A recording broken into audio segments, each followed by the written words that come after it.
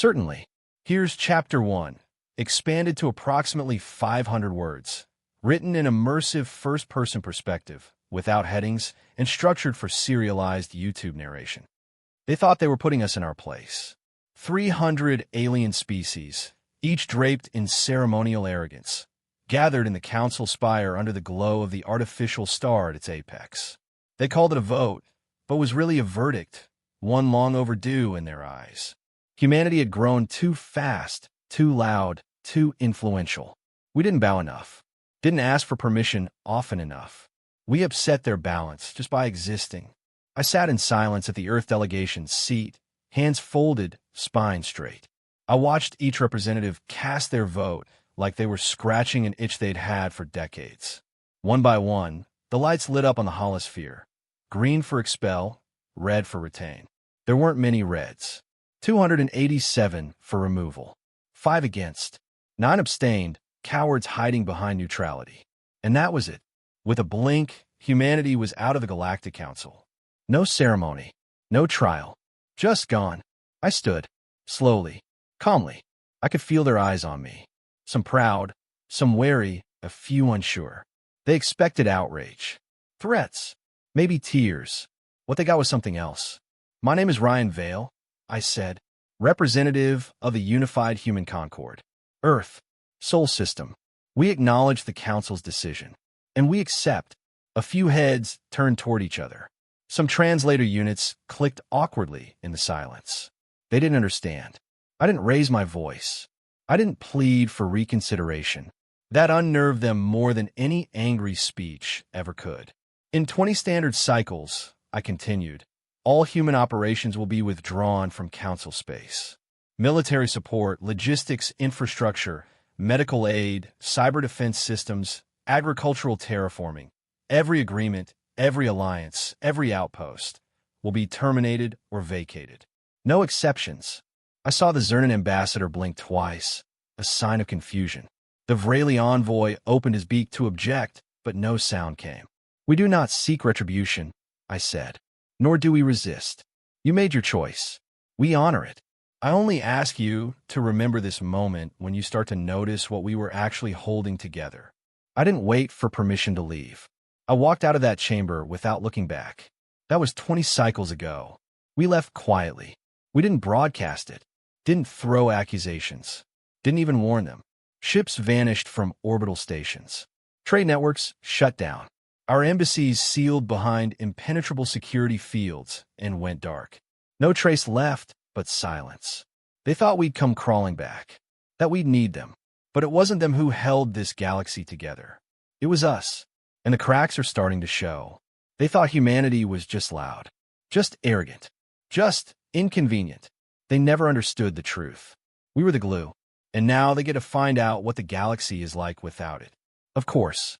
Here's Chapter 2, expanded to approximately 500 words, written in first-person perspective and without headings, continuing the immersive HFY narrative. It started with silence. Not ours. Theirs. After the withdrawal, the Council expected chaos, but not the kind that followed. They thought we'd collapse without their trade, their approval. What they didn't understand was that we never truly needed their system. We just tolerated it, navigated it, improved it. The real chaos came from the gaps we left behind. 20 cycles after the vote, entire sectors fell into disarray. Not from war, at first, but from the slow, creeping rot of neglect. Ships didn't arrive where they were supposed to. Automated food systems failed. Infrastructure broke down because no one remembered how to fix the code behind it. We were the silent operators of the galaxy's backbone, the hands behind the curtain. I watched the reports, listened to encrypted chatter. Old contacts reached out, carefully, sheepishly, hoping maybe I'd answer. I didn't. The Farrakhan Republic was the first to feel it. A once flourishing civilization built atop shared human energy grids. Energy grids we had quietly upgraded with self-healing plasma conduits and adaptive redundancy cores. They didn't even realize those systems were of Terran design until the lights went out. Whole cities fell dark. Their internal engineers tried to reboot the power networks, but nothing responded. The grid had gone inert the moment we decommissioned the human AI watching over it. Then came the syndicate trade collapse. Pirates, opportunists, and rogue AIs flooded the void we left behind. They picked apart the vulnerable border worlds like vultures. Without our patrol fleets to keep the chaos in check, shipping lanes fell to entropy. The Vrayli, once smug and dismissive, found their merchant fleets ambushed in regions we used to patrol daily.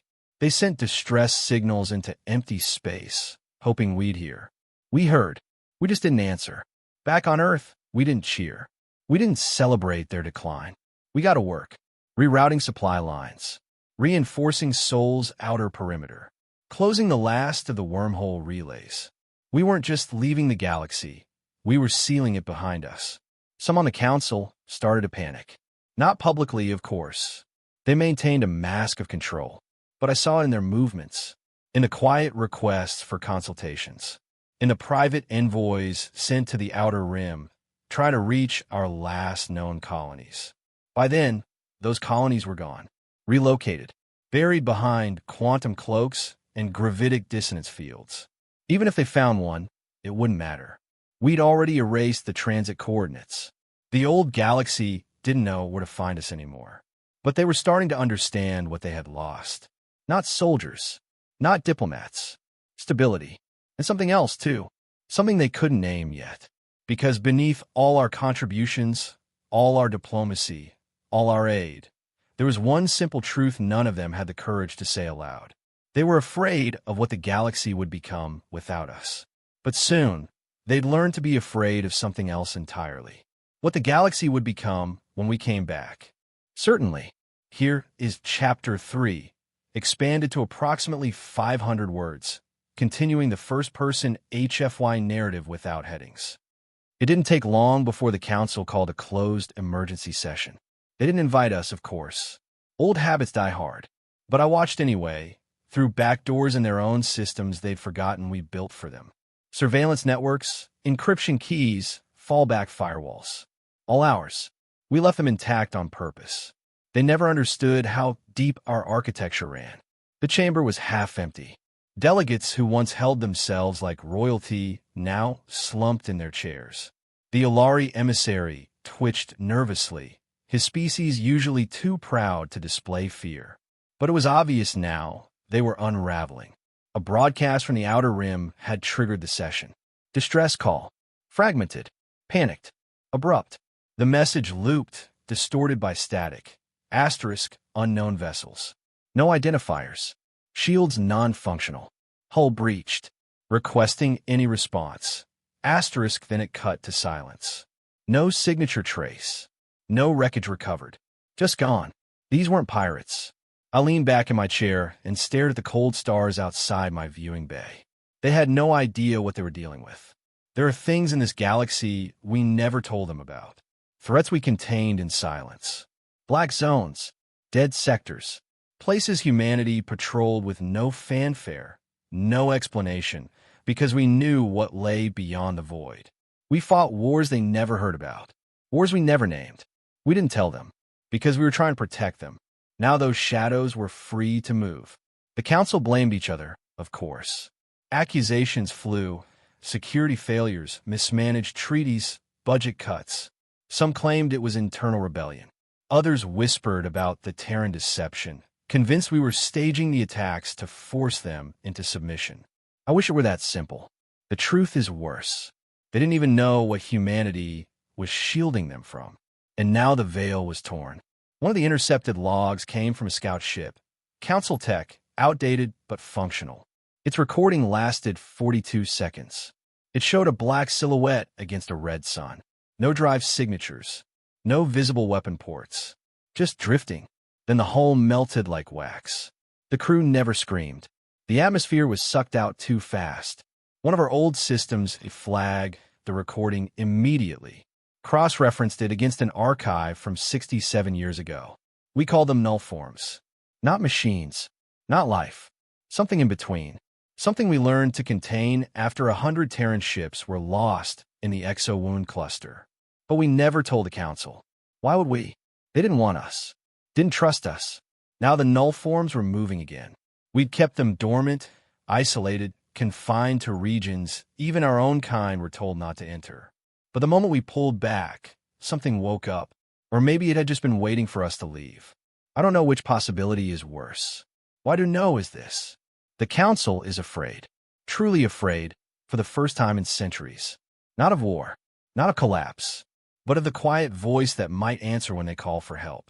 The voice of someone like me, saying nothing, just listening. Certainly. Here's Chapter 4, expanded to approximately 500 words, continuing the immersive HFY narrative in first-person perspective, without headings. They called it a containment breach, but that wasn't the right word.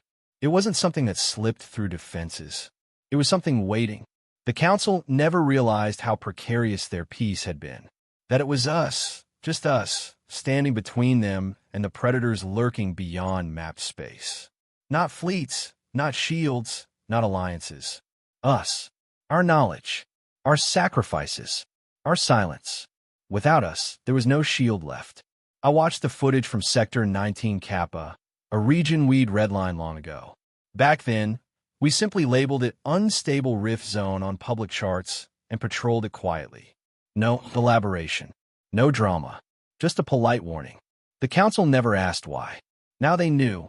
The Vrayli sent a research vessel into the zone 3 cycles ago, thinking our maps were relics of outdated human superstition. They wanted to prove we'd overplayed our hand, that our absence meant nothing. The ship never came back. What did return was a single emergency pod, drifting into a neighboring system with a single occupant, half-melted, blind, and repeating one word in a loop. Reflected, reflected, reflected. The pod self-destructed 20 seconds after recovery. No trace of its data core. No survivors. The Vrayli blamed sabotage. The Torvani called it psychological warfare. The rest of the Council began to fracture along lines of paranoia and desperation. And still, humanity said nothing. We watched. We listened. We gathered data in silence. But when the breach opened above Lorna Prime, we could no longer ignore it. That world had been under Terran protection for over 70 years, one of the few interspecies hubs we'd helped build. Council forces moved in to respond, deploying warships and atmospheric drones. They were wiped out in under 9 minutes. I saw the attack from an orbital relay we left behind, camouflage forgotten but still live. The sky over Lorna Prime folded in on itself like paper. Not shattered, not broken. Astra's folded star. Then came the vessels, silent, black, organic-looking things with movements like fluid metal. No transmissions. No energy spikes. They simply were. The Council fired first. It didn't matter. Their weapons disappeared mid-flight, vanished as if time forgot they existed. The null forms didn't retaliate in the way you expect an enemy to strike. They just moved forward. Ships crumpled in their wake. Cities fell quiet. One by one, Council broadcasts went dark. Lorna Prime was gone by morning. We didn't celebrate. We didn't mourn. We just watched. You see, the null forms don't conquer. They consume meaning, identity, structure, memory. They are entropy, made manifest. And we knew how to keep them caged. The Council didn't. They thought humanity was a threat to their order. Now, they were learning the truth. We weren't the threat. We were the wall. And that wall is gone. Certainly. Here's Chapter 5, expanded to approximately 500 words, continuing the immersive HFY narrative in first-person perspective and without headings. The Council begged us to return. They didn't phrase it that way, of course. Not first. Pride dies slowly in those halls. The initial message came as a joint request for strategic dialogue delivered through 3 intermediary species and wrapped in layers of diplomatic theater. We ignored it. Then came the private channels, encoded bursts aimed directly at our abandoned embassies. Most of those were offline. The ones still listening simply logged the messages and forwarded them to the Concord archives, where they were cataloged and left unanswered. Then the calls became more desperate. They promised access to restricted technologies, territorial concessions, military command over shared sectors. They even offered to rewrite the Council Charter to grant humanity an executive vote. It was almost funny. They had built entire laws to keep us out, and now they were offering to tear them down just to get a response. But the thing is, we weren't interested in rejoining their council. We didn't leave because we lost influence. We left because we were tired of being used. There's a difference. They only realized it when they saw what life looked like without our presence. Without the invisible infrastructure we maintained, the cultural bridges we built, the silent threats we deflected without ever naming. By the time they truly understood, it was already too late. That's when they spotted the first Concorde fleet. Not in their systems, not yet, but close enough. Moving along the rim of dead sectors, the ones the null forms now claimed. Hundreds of ships, unified under a single transponder code. ARC-CMD, Flameward. We'd returned, but not as diplomats, not as allies. The Council sent a delegation to intercept us, 5 ships bearing flags of truce, beacons flashing in ancient human Morse, a language they barely understood but hoped we'd recognize. We recognized it. We didn't answer. We let them get close enough to see us, close enough to realize how much we'd changed. The Ark fleet wasn't made of the same vessels they remembered. No sleek diplomatic frigates, no ceremonial carriers. These were dark, angular, massive, built for war and survival in environments even physics hesitated to touch. They were coated in light-bending alloys, powered by drive cores that hummed with gravity itself. When they saw us, they didn't speak. They just left. We didn't chase. We weren't there for them. We were there for the breach. And when the time came to strike, to hold the line humanity had once quietly guarded, we did so without asking permission, without waiting for thanks, and without offering any guarantees. I broadcast a message from my command deck. Short, precise. This is Concorde Commander Ryan Vale.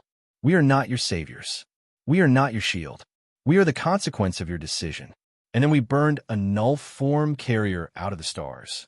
Not for the Council, not for vengeance, but because someone had to finish what we started, and we knew no one else would. Certainly.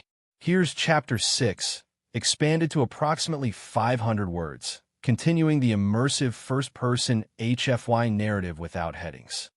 They thought our return meant forgiveness, that we would come rushing back with open arms, ready to fix everything they broke the moment we left. They mistook our silence for hesitation, our absence for longing. They were wrong. We didn't return for them. We returned because we knew the galaxy couldn't stop what was coming. And even now, even after everything, we still couldn't stomach watching it all fall apart without doing something. But don't mistake that for mercy. I led the Flame Ward fleet myself. From the bridge of the Astravallis, I watched as null-form constructs tore open space-time along the edge of the Parna corridor. Whole sectors were collapsing under their weight, matter unraveling like dust in a storm. And behind them, nothing. Not darkness. Not void. Nothing. There is no word for what it feels like to stare into that kind of silence. We hit them hard. Coordinated assaults, staggered pulse detonations, quantum resonance bombs. All built from the old Terran doctrines the Council never even knew existed. The kind of warfare we had buried, locked behind generations of secrecy, used only against threats that weren't supposed to exist. And for a while, we held the line. The null forms weren't invincible, just alien. The way they reacted to pressure, how they shifted and adapted, it felt less like fighting an enemy and more like fighting a living equation, one that kept rewriting itself mid-battle. But we had studied them longer than anyone. We understood how to cut them off from the energies they fed on. We bled for every victory, but we won. The Council didn't cheer. They didn't send reinforcements. They didn't offer support. They watched from a distance, their ships parked safely in the shadows of gas giants and deep space moons. Observing, waiting, hoping we would finish the fight they were too afraid to start. And when we did, when the last null-form seed fractured and collapsed into its own gravity well, that's when their messages changed. Now they asked for peace treaties, not alliances, submissions. They wanted us back, permanently. They offered control of entire sectors, seats of power, cultural exemptions, technological supremacy. Anything. They even offered Earth a symbolic title, galactic steward. We laughed. They never understood us. Not really. We didn't leave the council because we wanted more power. We left because we realized we were the only ones willing to use it responsibly. Now that same power scared them. And it should, because we're not the same anymore. In the fire of our exile, we became something else. Hardened, focused, unified in a way we never were before. We're not just humans now. We're the Concord, and we don't ask for respect anymore. We take it by standing where no one else will, by facing down the void and saying, not yet, not today. And if they want to survive what comes next, they'll have to do more than beg. They'll have to learn, or be left behind forever. Certainly. Here's Chapter 7, expanded to approximately 500 words, continuing the immersive HFY first-person narrative and concluding the serialized story without headings. It's been 50 cycles since the vote that exiled us. 50 cycles since I stood in that council chamber and watched the galaxy quietly sever its own lifeline. Now the chamber lies in ruins, abandoned, overgrown with crystalline mold from a breached biosphere system no one remembered how to repair. Their council halls are silent. The banners are dust. They say history moves in circles. That's not quite right. It spirals, forward, upward, outward. It never comes back to where it began, but sometimes you can see echoes. I walked alone through what remained of the old Zernan archives yesterday. Dust covered everything, but beneath it, records. Human records. Cataloged, translated, studied. We were their fascination, even as they voted us out. They feared us, but they couldn't stop watching us, trying to understand. But the truth is, we weren't meant to be understood by them. We were meant to survive them. After the war, if you can even call it that, we didn't conquer. We didn't annex their worlds or dictate new laws. We didn't tear down their cultures the way they once feared. We didn't need to. They did that all on their own. Without us to lean on, they fell. And now they crawl, fractured and humbled, scattered across a galaxy they never truly learned to navigate. They ask for guidance now. They send envoys, quiet, respectful. They call us keepers, guardians, wardens of balance. But we're none of those things. We are witnesses. We are survivors. We are a species that stood in the dark and chose to build our own fire instead of waiting for someone else to light it. I've stopped answering their calls. There's nothing left for us in their old world. Humanity has changed. We've gone further, beyond council space, beyond the null-form horizon. We've seeded colonies in pockets of existence where even the laws of reality bend under our feet.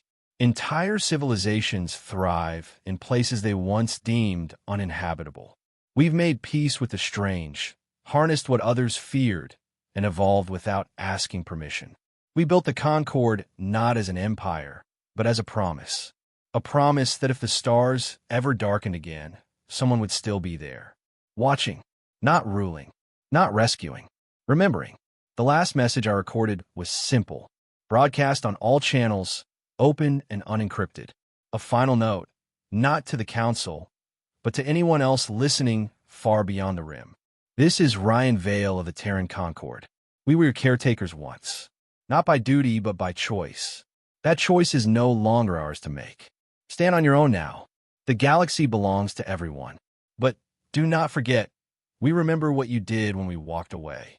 I closed the channel and stepped out into the silence. We left quietly. They'll never make that mistake again.